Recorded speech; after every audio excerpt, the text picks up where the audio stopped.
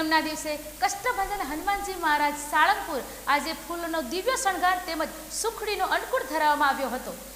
સ્વામિનારાયણ મંદિર વડતાલ ધામ સંચાલિત સુપ્રસિદ્ધ યાત્રાધામ સાળંગપુર ધામ શ્રી કષ્ટભંજન દેવ હનુમાનજી મંદિર ખાતે પરમ પૂજ્ય શાસ્ત્રી સ્વામી શ્રી હરિપ્રકાશદાસજી પ્રેરણા અને કોઠારી શ્રી વિવેક સાગર સ્વામીના માર્ગદર્શનથી પૂનમ નિમિત્તે શ્રી કષ્ટભંજન દેવને મોતીના વાઘા તેમજ સિંહાસનને ફળ ફૂલોનો દિવ્ય શણગાર કરવામાં આવ્યો હતો।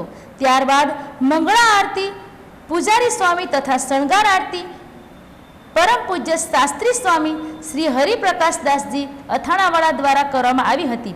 દાદાને સુખડીનો અન્નકૂટ ધરાવવામાં આવ્યો હતો। મંદિરના પટાંગણમાં યજ્ઞશાળામાં મારુતિ યજ્ઞનું આયોજન કરવામાં આવ્યું હતું।